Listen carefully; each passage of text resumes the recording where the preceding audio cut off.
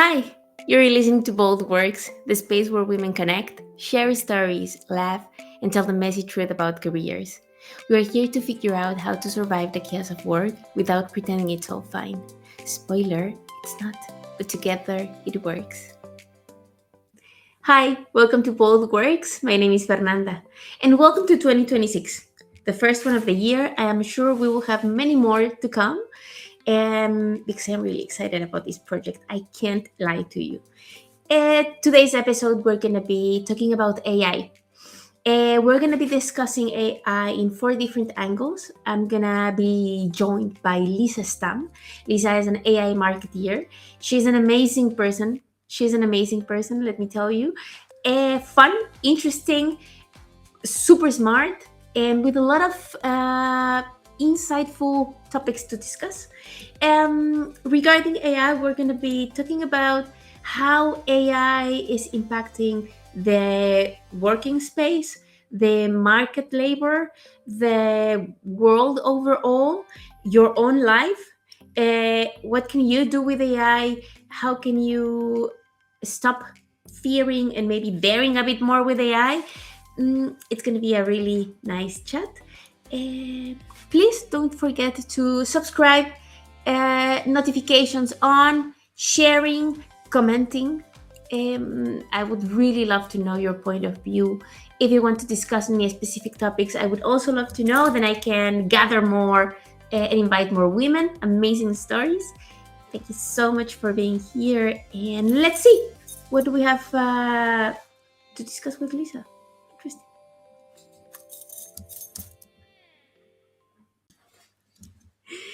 It's the first one of this year, so for I feel also like It's a bit like warming up.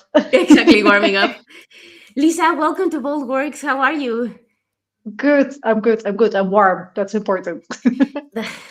We were just discussing about that. So yeah, the most relevant part now is weather and the gezelligheid, I think. Exactly. Lisa, so I usually ask women that I interview here, like, can you describe yourself in two words? Ooh, okay. For sure, word one is enthusiastic and positive. Yeah. Yeah. Yeah, and maybe if I could like take those as an input and elaborate on that, I can also like share how I know you because it's super weird. I think it's maybe the fourth time we see each other. Uh, but when I met Lisa, Lisa was like this, like a firework. So I remember seeing her once at the office, and then she was just like, all everything was possible, and that's a really nice feeling to be around. So I remember you that way. So yeah, it's like a firework.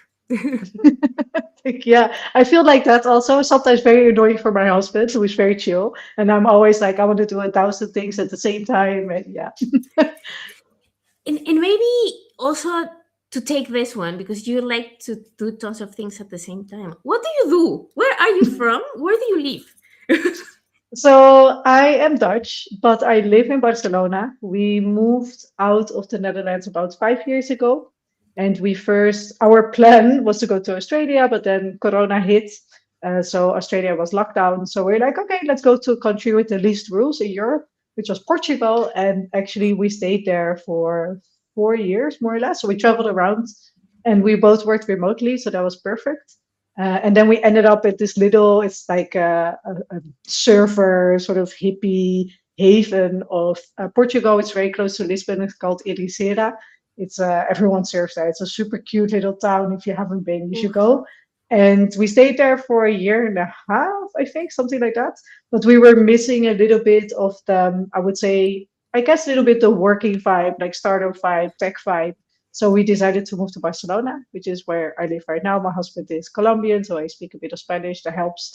And we moved here since like 8 months ago. And it's really great. I love it. We live close to the beach. So every day we work a lot, sometimes 6, 7 days a week. So it's nice that after work you can just like walk to the beach and hang out and Mm. swim. And yeah, the vibe is really good. I think I'm not really a city girl in general because, well, for most Dutch people know that Amsterdam is the biggest city that you know. So Amsterdam, of course, is like super tiny. So for me, everything bigger than 800,000 people feels very overwhelming. So I was a bit afraid for Yeah. Barcelona, but that I think it's very unique, the combination of city, which and beach, and very friendly people, very good food, and very nice weather. It's a very unique combination that I like. So far so good. So we're planning to stay here.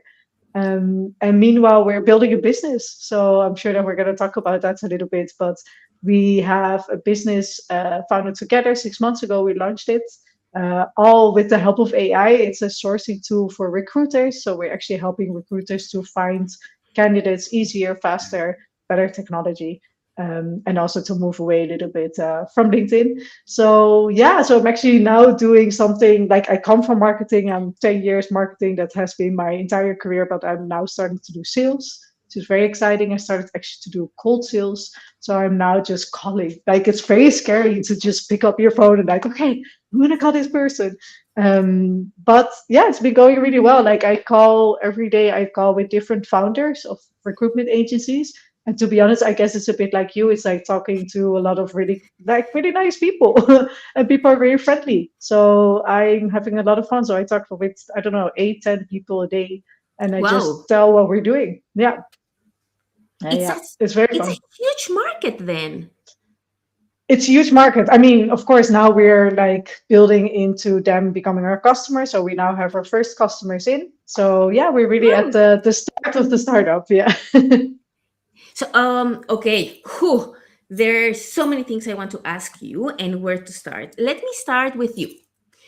Um you mentioned marketing. So your career started as a marketeer. Maybe you can guide us a bit on this journey of how was it to start here and now there. Yeah, that makes sense. Like, how did that happen? Yeah, so I guess where it's good to start, like, I never really fit into traditional education. So when I went to school, of course, as an early child, like, already, I remember when I was 11 getting like the lowest grades possible, even though I was studying a lot. Like, I'm a very studious person, but I feel that for me, the traditional setting of school didn't work. And I mean, with tradition, I mean like one teacher that was often overworked, overwhelmed, tired, not really inspired, teaching a whole class of like 20 kids. I was quite shy.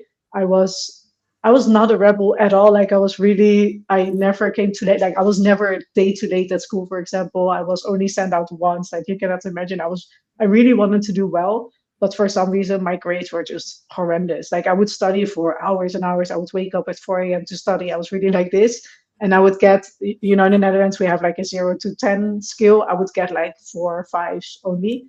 And I barely made it. I barely made it from high school to do my studies. I studied communications in the time, and then I barely made it. I barely made the study. I had to redo a year, and it was just, as we say in Dutch, you say with the hakken over the sloot, like we just barely made. I just barely made it, and for many years, I actually thought I was dumb. Like I actually thought, like, okay, I'm not a very intelligent person. That's okay. Like I just maybe my level was too high, and that's not what I should aim for, and I should aim for like a lower level, which is kind of sad, I think, to think these things. And yeah, it's crazy. And then I got to work, like I was done, and then actually my studies had a little bit of marketing elements, like of course like LinkedIn just came up, Facebook just came up. I'm talking like 12 years ago, and I got to work and like all of these things suddenly exploded. Like there was advertisement, there was social media, there was all Yeah. these things. And I was like, okay, but I didn't study any of this. So how am I going to apply for a job that I cannot do? Like I have no idea how to do that. So eventually I went to travel for a year, as you do, to just run away from all your problems, which It helped. will change. Of course. It Yes. helped Agree. me. It gave me a bit Agree. more confidence. Yeah, Fully it was agree. perfect. Yeah. Thank you. Thank you. Everyone do that. Run away from your problems. It works. Yes. So I did that. I came back and then I actually got the chance. I don't know, it was a bit random. I think I just applied to a job in events because I already knew I'm quite a social person. I talk a lot, like I'm easy to connect with people. Okay, I'm going to run events. And coincidentally, these were hackathons. So this was like my first step, I think, Ah. into the tech world. Yeah. And then I got to work and I was like, hey, but I can do this. I can work. Like I can think, I can connect with people, I can have strategic conversations, I can have creative ideas. And I was like, okay. So for me, learning works when I do it practically. I have to do it, and then I learn as I go. Yeah. Whether in school, like I found it just really hard to understand the concept and implement it in situations that were not real. So for me that was really hard. But like practical, I was like, I can do this. This is fine, and I had so much fun. And we opened our own office in the Netherlands. So this is also where I started, I guess, a little bit of understanding how a startup works, like how do you get your first clients in, how you run your own projects. So that was really fast, and that's where I met my husband actually. Oh, And wow. then and then I moved on. I think this is where I went to Czechia, if I'm not mistaken. This is where we met very briefly, which was also a startup. So this was when I got a little bit more into the tech world. And then finally, I got the chance. And I think this is where my whole issue with education just came together with new forms of education, because I got the chance to actually open a programming school in Amsterdam that is entirely built on peer-to-peer learning. So what I mean with that is that there are no teachers whatsoever. So there's no classes, there are no school years, there are no teachers. You just have a program, a curriculum that you move through almost gamified, and you do it entirely with each other. What I mean by that is that we give each other feedback, and by the means of that feedback, I progress to the next level or I progress to the next project.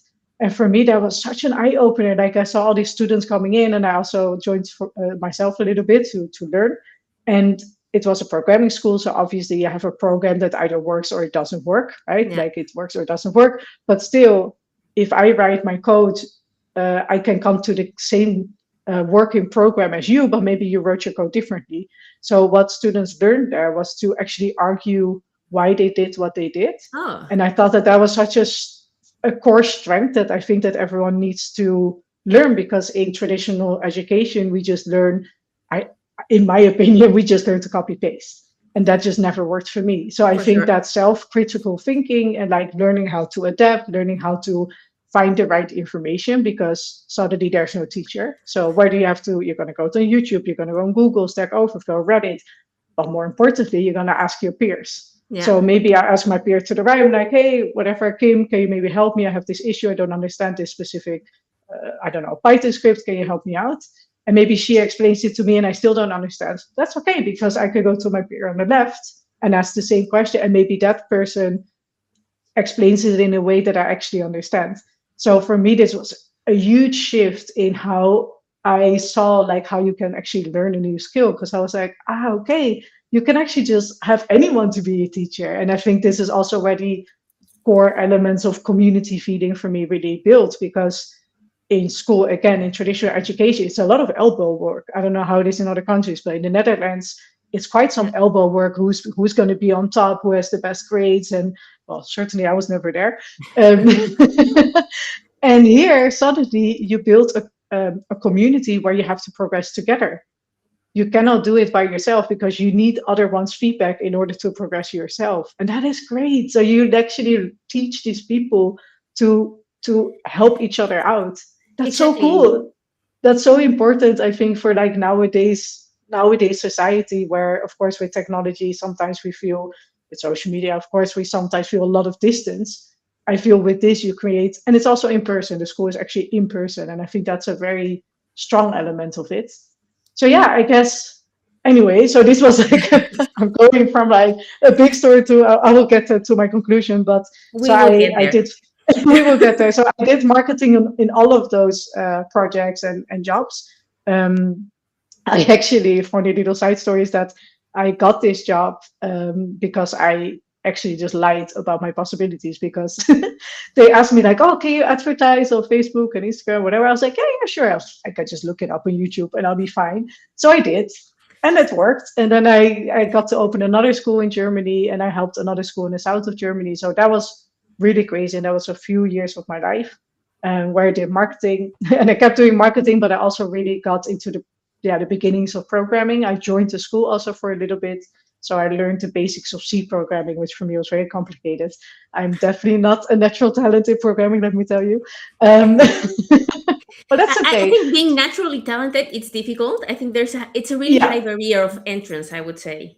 For me, it's the same. yes, I'm it teacher. is. It is. But what it gave me is a basic understanding of how to read any programming language or how to read any program. And I think like that really helped a lot now. If you could take few steps in the future, is that Yeah, now with AI, I'm not like I would never call myself a programmer. I would never. But what I do is that I build my own marketing tools, of course, using code. So I use some Python, and I think by having to have like that basic understanding of C level programming, it helped me to ask the right questions to AI, but something that we'll get back later on, I'm sure. But so I guess like that kind of basic for me was really good. And I see that also in the students of this school, like understanding C level programming, then learning any other language, it it works will. really well. Let me just add something before, because of course we will touch upon a lot of these topics throughout the chat. But one of the things that I want to, because I everything now clicks with things about my son. So when you say Interesting. now that I felt dumb so many years, like I doubted myself, I was like aiming for this little, because I thought it's super tough. It's super tough that the systems explain to you life in a certain way that you think it's fixed. Exactly. So one, I am so happy that you were able, because I think the challenge is, when are you able to open that box, and I invite everyone to challenge that, to always try to keep that box open. Like nothing is said. You define how you set it up. One. Um, and the other one, I think, which is what we will do now, it's like go through how do you learn new things. That Yeah. I think it's also like key. In that we told the other day, my son, that our duty as his parents is trying to give him as a wide variety of tools for him to pick up and choose. So we tell him like, okay, do you want music, or do you want art, or do you want dancing, or do you want judo? So let's find the balance. You can pick three. But always try to figure out what else can you learn, like, so those things I I really really like think it. that are super cool about your story also, because that's what you did.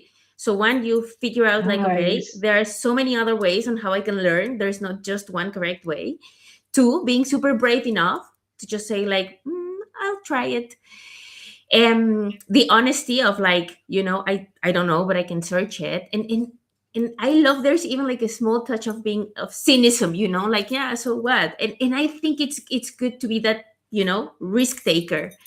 um Exactly. And I think if you teach children very young, and I'm sure, like, for example, you have I think all over the world, but you have like the Montessori yep. education. I think that's, I guess, the closest to what I would like for my own child. I don't have children, but if that would be the case, I guess like the Montessori thought process for me is very interesting. The downside of it is that there's very little schools available in the Netherlands that teach Montessori. Yeah. Yeah. That is the case. W- yeah, I will, for another topic, the Discord. I was just going to go on and on about like education, so let's just pause it there. I know, I can be the same. Eh, um, so you started being a marketeer, a self taught marketeer. Self-taught. um and then, because when I've been following your in the past years, from the time that we connected at the beginning until now, I've been following you on LinkedIn, and I see it's like a growth, it's a super nice, amazing growth and you were, of course, because of your career, you're quite active also in LinkedIn. So when I saw your journey, because then you started like working in a community education, tech, bigger projects, bigger like aims of more and more and more, and now by being an entrepreneur yourself, and you name yourself AI marketeer. I love that. Um, how do you see? So let me start with your angle when it comes to recruitment, because the your product is regarding recruitment, but you've also changed with the market, right? How do you see that? How do you see that evolution, and what do you think about that? Yeah, that's a very good question because I do feel it's like the wild, wild west. And I've been struggling myself a lot with that. It's like, okay, when do you call yourself an expert? Like when are you that really? And I think like this is where the huge problem comes also of like confidence. And we all have the issue, I forget the word now, but that we believe that we are not able to actually say the things that we know. I don't know, there's a word for that I forgot now, but doesn't matter. But I think that it took me a while to say or AI marketeer, because what is that really? Because it's not defined. What does it mean? Like, am I teaching that, or did I set up kind of? It doesn't exist. Like, there's no diploma for it. You know what I mean? I guess that's what I was trying to say with that. Like, there's no one telling me, oh, now you have the paper and the certification to be an AI marketer. And that is, it took me a while to like, okay, how am I going to say that? What am I going to call myself? But at the end of the day, like, on day zero, as soon as AI came out, my husband, he's also very AI obsessed. So like our household is very interesting from that point of view. So he worked in a startup also at the time, and he got from his boss. He told him about AI at ChatGPT, I think, and we opened it, and it felt like both of us just got obsessed like right away, and we started saying like, oh, what can we do, what can we build? And we were traveling, and when you're traveling, I feel like your creative mind is much more Yeah, open than when you yeah. are in the same place. And I remember so well, like we were staying in this little beach town, and we were walking next to the cliffs, like along the Atlantic coast. It can be so beautiful in Portugal. And we were thinking, what can we do? And I remember we set up a first company, actually, like the first week that ChatGPT started to get like to launch, basically. And we it was a very lame company, but when we said like, oh, actually there's like a lot of Airbnb hosts that need help with like the descriptions, so how about we build a little tool that automates that description for them? Now obviously all of that is already long gone and simple, but back then we were like, oh, that's so cool, and we got like a first customer. And then after that first customer, we realized we're like, yeah, people can also just do that themselves, so never mind. So but this is where I started learning, and I think like that's important, is that you just, for me, using AI and becoming, I guess, like slightly literate within your own domain, is that I already worked really hard in marketing. Like, as you said, I'm self-taught. I learned everything there. Well, marketing is also constantly evolving, but I learned a lot about marketing. I kept myself updated. I did a lot of courses. I did a lot of work. And then I was like, okay, there is this new AI, and now I can finally do what I always wanted to do in marketing, and that is build my own tools. Because, as I said, I'm someone with a lot of energy. That also means I have like about 100 ideas a minute, but I never really had the tools to do it. Yeah. And I think that's maybe also what we talk about later. But one of the issues for me is that I stop being critical sometimes. So Hmm. like for Yeah. me, I can have an idea and I'm like, oh, this is the best idea. I'm going to do it, and I'm going to build this tool, and I'm going to set it up. But it creates a little bit of a tunnel vision. Where with AI, suddenly I had a sparring partner where I could talk and like, okay, break my idea, give me feedback, be critical, like just don't be a yes man, because I hate it, like this helpful assistant, like don't do that. Be super critical. What can go wrong? And that actually helped me to build some substantial ideas.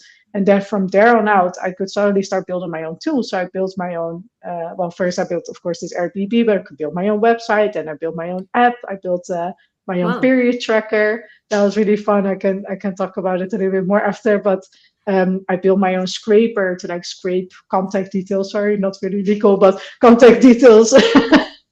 As a marketer, those rules don't really exist. And It's for everyone. We all know that it's a really shady space, to be honest. Yeah. But it's there's some fine. gray areas. Not always like, I mean, it's public data. So anyway, so I built that scraper, and then I continue building more. I built an SEO tool, because our first company that we launched in the recruitment space, for anyone who is in marketing, you know that when you set up a website, you want to build your domain authority score. That means that you'll grow higher on Google with certain keywords. So we did that, and I built like specific marketing tools to bring that number more up and up and up. And it was really cool. And I was like, wow, I can finally build all the tools that I was never able to do, because I never had a programmer that had time for me to actually build those things. So when I was launching those things and they were working, I was like, okay, I do think I know. Like I do. of course, I never know enough because AI is changing every day. We all know that, but also marketing is changing every day. Also, tech is changing every day. And still, we have many people that call themselves a marketing specialist. So the thing that you have to do is just to keep updated, keep Yeah, playing, keep building, yeah. keep growing. Yeah, and I think that's why I just decided, okay, I'm going to call myself an AI marketer, whatever that means, because it's still a little bit of a fake term. But yeah, I do think it gave me a lot of ownership, and I think that's yeah, that makes me happy. I I really like that because one of the things that when I was thinking about this topic, I was thinking like it's so interesting because usually women we tend to have this. Of course, not everyone, but it's a pattern. We need like an external validation.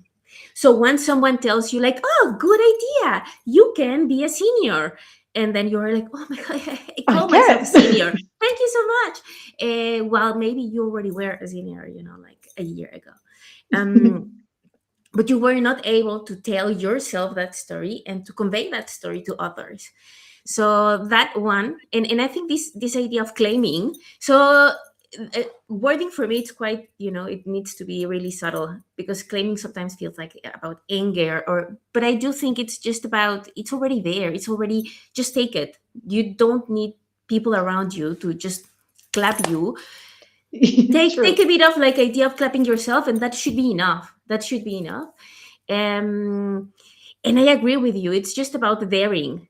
I've been I was just telling Lisa just before we started like the interview, that I just started doing it myself also, like, okay, and beyond, run, whatever you have to do, do it, but I want Just this, run it. because what I want, it's, I want to see if my idea works. I just want to know if it's a good idea, yes or no.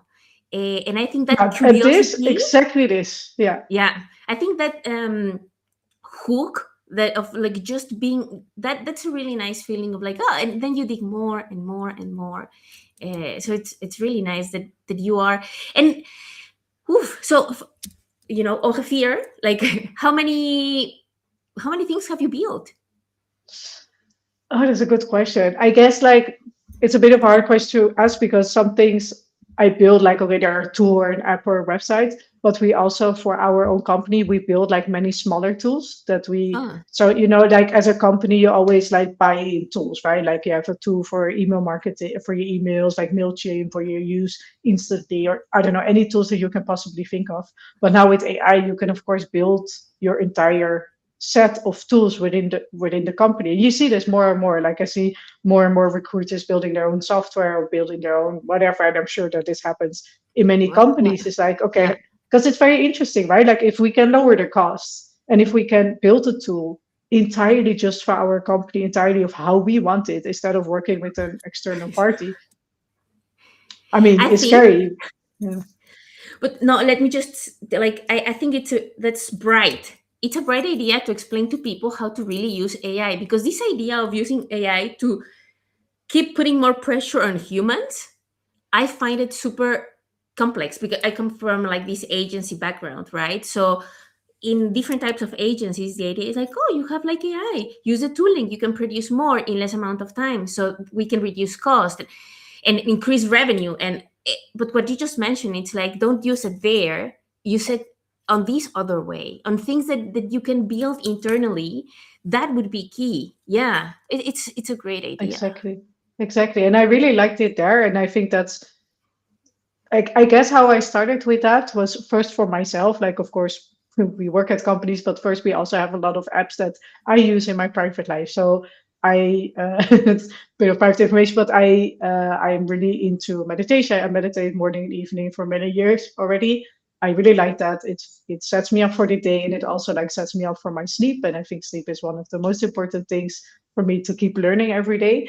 And another thing that I find important within this realm is to make sure that in my hormonal cycle that I eat in certain ways, I do sports in certain moments, and I make sure that I really look after my sleep and after how I feel and maybe my Oh, social gatherings, etc. So I read a lot of books. There are so many cool female writers that write about this, and I had all these books, and I already for such a long time I had like of course the period tracker, right? Like everyone has I don't know, flow. And I think I have like my calendar, you have this like period tracker. which is cool, but it's a very basic tracker unless you pay, but I don't want to pay. High, So low, exactly. High, low, uh, third day.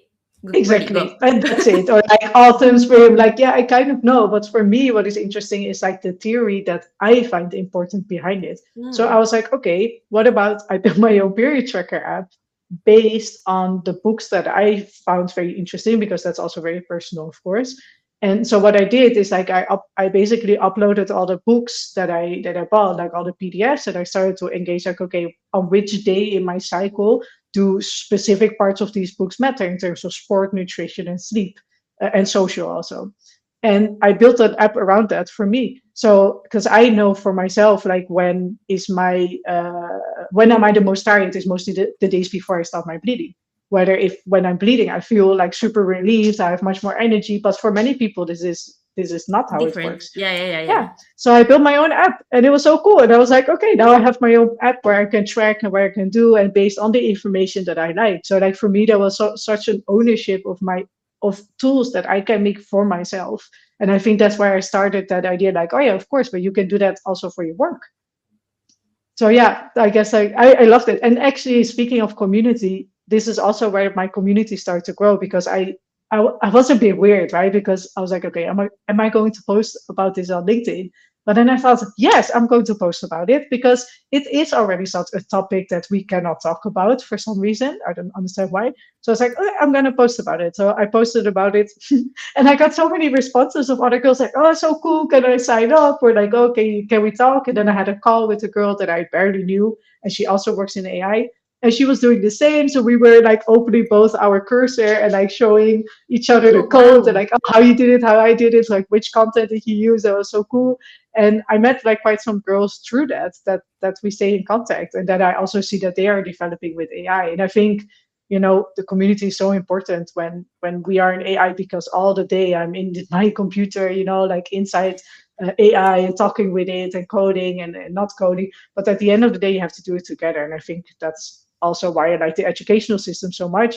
That also counts for the life after school, because at the end of the day, like it's super nice to talk to you and share our experiences, right? And that is exactly what you're aiming to do with this podcast. And I think like that is so important, because we can be vulnerable. And I think that's important, because you have to understand when you don't understand something and you need someone to help you or mentor you or coach you or just talk. And yeah, I guess like with AI, I got like both of those elements, because AI is a sparring partner for me, but at the end of the day, I also have the community of actual people that I Yeah. talk to, and I think that is so important. I love that. And I think my from my point of view, what I also like about that is uh, it brings diversity to the table.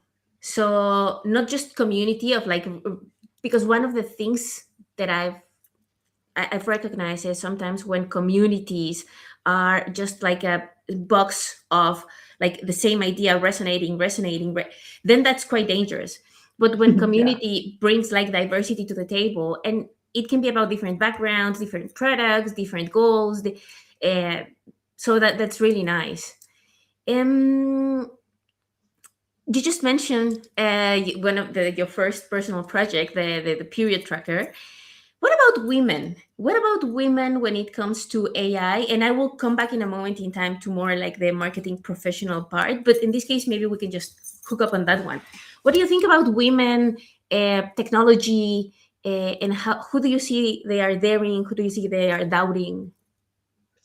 Oh, who do I see out there and who doubting? I guess, to be honest, I feel that if I look at my surroundings, because I have friends, female friends that I don't know, are in tech, but also that are in government and lawyers and it's a very like a mix of people, and everyone is using AI in their own way. Of course, some people use it; they just engage with ChatGPT, and that's fine and that's enough. Like they just have like conversations and. But they do learn, like, okay, how do I prompt it? For example, one of my really good friends, she's like, I just use it like my therapist. And we were talking about that a little bit. And I said, well, you also have to be a bit careful, because at the end of the day, any chat model that we engage with, like ChatGPT or Cloud or I don't know, Perplexity, that you're not changing the actual system prompt. they are built to be a helpful assistant, and a helpful assistant will always say yes to whatever you're saying. So they will always agree with you.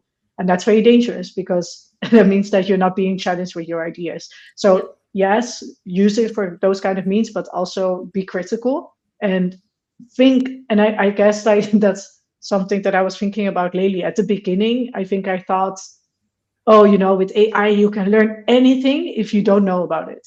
But I think I'm coming back from that a little bit because I feel like having sort of a basic knowledge helps you to be able to ask the right questions. Obviously, in tech, this is very obvious, right? Because you have to ask about infrastructure, about like, okay, how can I not leak, my API keys, or like, how can I make sure customer data is safe, etc. But maybe not so obvious is more in the space of psychology and therapy, because maybe we do not know all the specific kind of theories that are out there, ways and methods and tactics that are better for one specific kind of person. You don't know what kind of trauma someone dealing is with. So I think like those kind of things, like, oh yeah, be very critical on what you're discussing with it. I think like that's something. But I do see that there is strength for everyone. Yeah. I think what I when I talk about it with people, I just always tell them like, what would you like to do? Like, would you like to build a side hustle? Would you like to, I don't know, like use it to plan something, or use it to discuss? Like, there's just so many ways you can do it. But be critical, learn, read about it, understand also what it cannot do, because it cannot do a lot of things. It's not a magic box. And I guess like that's also. And at the beginning, I thought like, whoa, this is magic. Like there's this like chat that knows everything, but that's not true. So I guess like understanding the limitations is very important. But yeah, I think for everyone it is very suitable.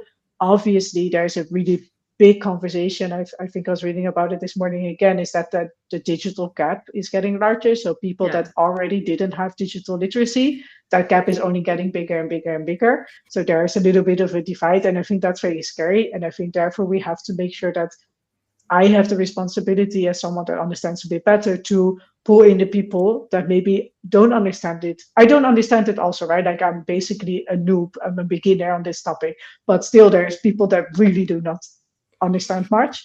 And I think Yeah. we just have to help each other, and like make sure that everyone is on board. Because at the end of the day, it is here, and I don't think it's going to leave. I understand a lot of people say that the AI bubble is going to burst, and I'm sure that that's true on the market, like on more on the Yeah. investment market The point of view. financial part of, yeah. Yeah, exactly, and I agree with that. But I think in terms of technology, I don't think it's going to leave anymore. So now it's our responsibility to make sure that everyone goes along with it and understands the limitations and the strengths. I agree. One of the things that I was thinking, well, writing about this is extremes. Usually, extremes are always dangerous, right? Overall, trying to find the balance. But when it comes to AI, so one is understanding that it can serve different purposes. So Mhm. from, and I think that's also relevant. You can use it in different ways. You have to learn how to use it. You have to understand the limitations. You have to be critical with what you're building or what you're like discussing. Do you see any specific? Because I'm gonna explain why I mentioned women. I do think that AI can be a powerful tool for women to find solutions and implement ideas that they feel maybe trapped when it comes to work. So sometimes, and maybe also guys, but they can figure out their things. But sometimes you have a great idea and you're trying to bring it to the table to your team, and then no one is doing, or maybe it's a quite bureaucratic system, or maybe you are just afraid to say it out loud.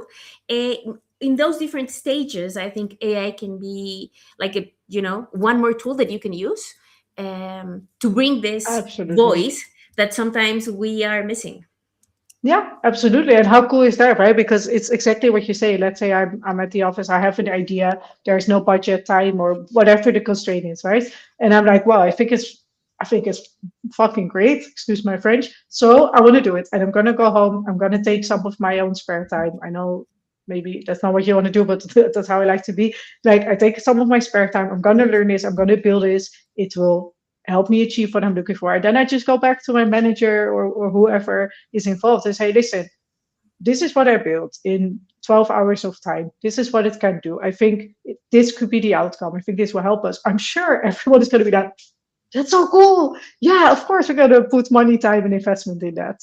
But Yeah, sometimes fully. people find it hard to visualize an idea. And I think like it's nice sometimes that now you have the means to actually just put it in practice right away. And I think even the process of doing that teaches you so many things, you know, because sometimes you want to achieve like the most biggest, the goal is this one. No, just do a minimum viable MVP, yeah. MVP. An MVP, like start thinking strategically. Okay, what's what I really want to show? What's what I want to ask from them? What's what I'm testing now? So even the mindset that's needed to be critical and to just use the tool, I would, yeah. When I was like thinking about this, I was just, it's an invitation. It's an invitation. Just try to take ownership of it. Don't just either say it from the far distance or use it, you know, barely. If you use it a bit, maybe more, if you find that hook, if you find that need, that maybe what you were saying. So what do you want to achieve? Yeah, Let's think if this exactly. can help you.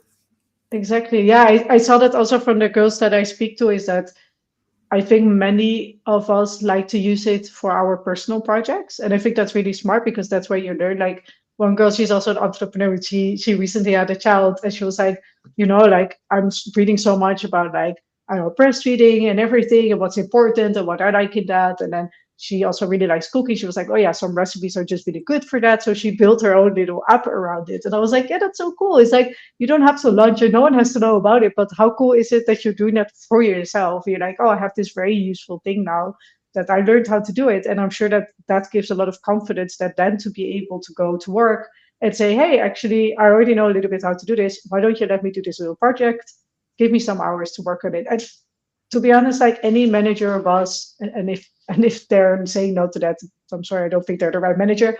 Any manager or boss We'll should go for be it. seeing, yeah, should say like, okay, you're taking initiative, you want to innovate, you want to learn. Okay, let's go. Okay, I will give you a few hours, do it, and report back. And I think if they're not, then just they're not the right person for their job. Exactly. And it's a wrong approach to I would say also. Because then how do you want to use it? You know, it's triggering something in someone. Exactly, Yeah. exactly. You just mentioned the gap between digital uh, educated, how do you call it? Like, I would say like the digital gap or digital illiteracy gap. Yeah. exactly. Um, of course, one of the things that I was reading about it's like how AI creates and amplifies sometimes like this type of things. I love the idea of you sharing like responsibility and accountability. You know, like okay, people, we are all on this. So it's not just the you know, like the Chinese company that's thinking about this. It's also in all of us. So I would say that a great component or a main component of AI should also be collectivity and community around it. And maybe that's something that maybe I am new and I am coming late to the party, but I also think that I see it missing a bit. You know, I see a lot of like people calling themselves experts, but not people. Maybe we just need to be a bit more open about that. Yeah, and I think it just also just asking, like even if you are because there's three things that have in my mind that I want to say at the same time. Sorry. One is of course AI has a lot of answers, but at the end of the day, YouTube is also full of amazing, amazing content. Yeah, Like sometimes I look, I mean, I'm 34, but sometimes I look at like this YouTube kids and they're like 12 and they know all of these things. I'm like, wow, this is so cool. And they teach me all of these things. And there is this 12-year-old kids. It's yeah, amazing. Like I love it. And so that, like there, of course, AI has a lot of answers, but still there's amazing content on YouTube if you want to learn, yeah, like how to indeed like open your terminal or like how to npm run dev, like all of those things to like start your local, whatever it is. Like YouTube is great for that. So and Reddit obviously is also amazing for that. So like don't stop using all of the sources that we already have, like yeah, books, YouTube, and everything, to also grow an expertise in combination with AI, I would say. And the second thing that I was thinking about is that in terms of there's a lot of people that I speak to that tell me like I find it so overwhelming. Like I open LinkedIn or I open any social media, but mostly LinkedIn, and everyone's talking about AI, but like I just don't know where to start. I don't know how to do it. It's developing quicker than I can read. Like how do I do this?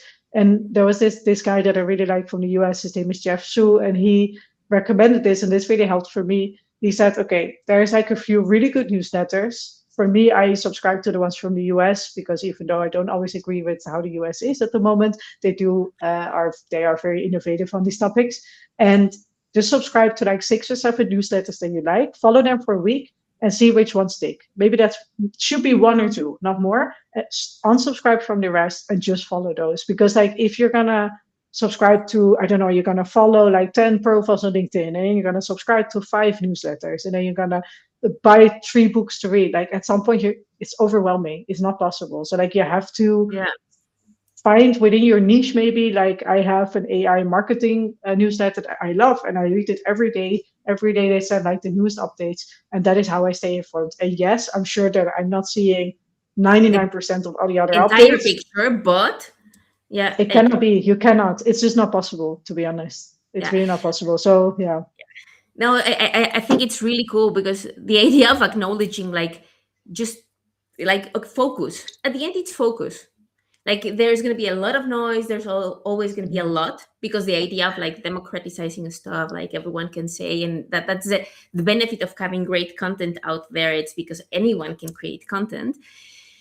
Just try to figure out, okay, who works for you, what's your niche, what's your industry, what really resonates. And also, maybe my advice would be keep one that resonates and one maybe that's really opposite, so at least Oh you yeah, can that's a always, good one. keep the other side. You might not agree, but then you're okay, they are talking about this also. Keeping informed. Yeah, Exactly. that's a good one. I like it. So we already discussed about the gap, about the ownership in terms of like solving or trying to, yeah, manage, navigate the gap. We already discussed about women. Maybe we can start wrapping up, because we already 45 minutes. Can you be? I We need more time.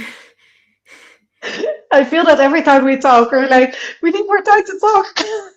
I think we should just make a commitment to have like maybe a monthly, Check monthly in. catch up, because I love it. I love learning so much from you. You have no Yeah, me idea. too. Ah, that's Really. very cute. Thank you. Um One of the things that I really like about you, and I started with that, it's your personality, like you're positive, you are curious, you are always like, yes, I recall, yeah, yeah, I will do it, I will do it. um and now I understand a lot and I have my idea of like, maybe, and now being an entrepreneur, because you already took this to even not just your personal life but your professional life. um is there something that you could first share, if you want to share something specific about this, like this journey yourself, the entrepreneurial part, but also a tip for women, maybe where to start, what to question, something that maybe can help one or two, to just also like think, okay, open that box in the drawer. I like that question. So for me, like entrepreneurship didn't come naturally. Like I'm not obviously I have a lot of ideas, but I was raised in a household with 2 working parents, very traditional. Like my dad worked in the bank and my mom worked in well, not so traditional actually. She helped women in need. They actually went Oh, to houses to escape from horrible situations. So that was not so traditional. But my dad is from a very traditional working space. So for me, like entrepreneurship was not something that was common or normal. Also not in my surroundings, my friends. Until I actually went to work in a co-working space, and I saw like all these entrepreneurs. My husband had his own company, and I was like, wow, this is so cool. Like it can give you so much ownership, and it gives you, I mean, for me, freedom, right? Freedom is very personal, but for me, freedom means the possibility to say, okay, today I feel tired, I'm not creative, like I'm not going to work. But on Saturday, I have so much energy and I have all these ideas. Okay, that's fine. Like that creates, for me, that is freedom in work.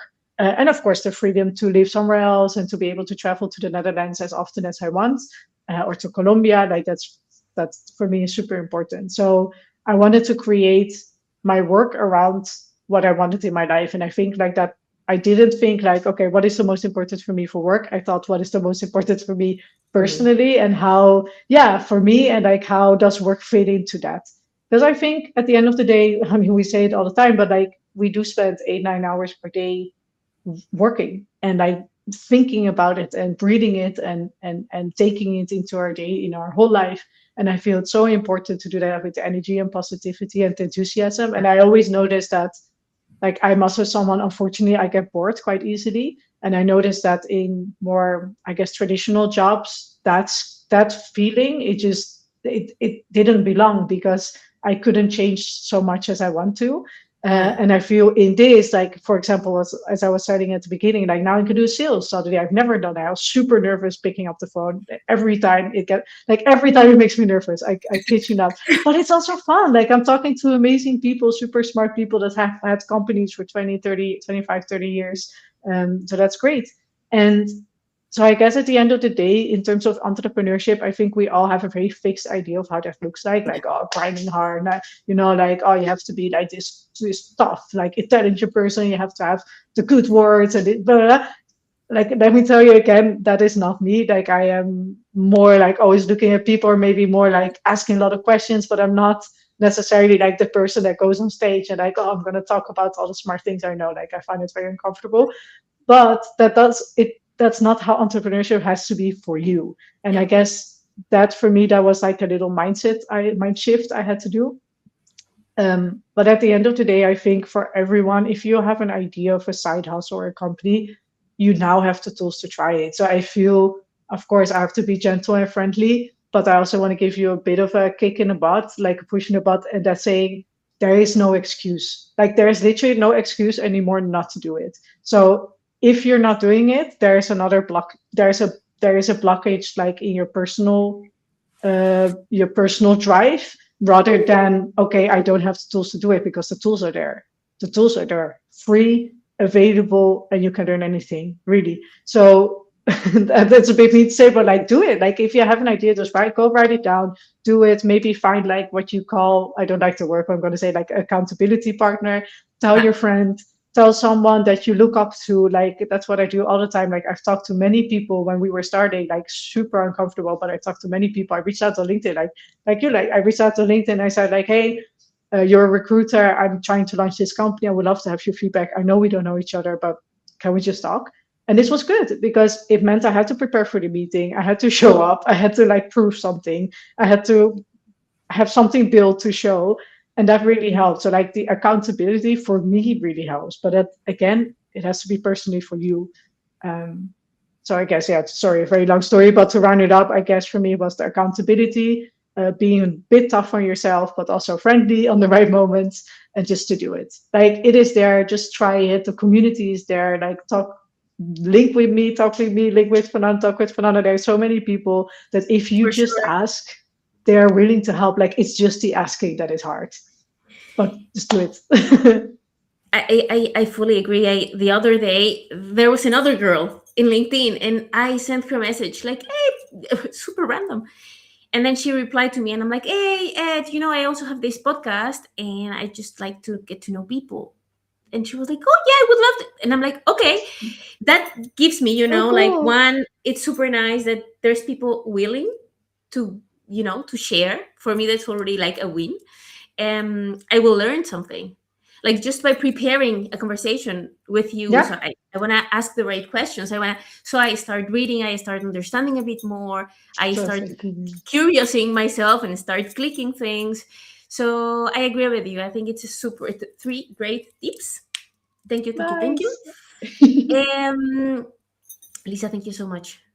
It was so cool, so interesting. I have many more doubts, but I will just keep them for our We have next to session. talk. Yes. Sorry if there was some noise. There was just an alarm passing by, or an ambulance. But thank you so much. I really enjoyed it so much. It was really, really nice. And I hope we can speak so many more conversations.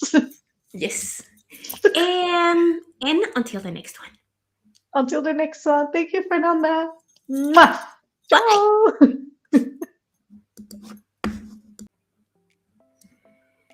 Why can't I say about this conversation? It was so rich, so eye-opening, I would say. Mm, Take one more moment think about AI a bit more. Think about how it can serve you, and don't forget that you have to be aware of the limitations and how AI works and how it's biased.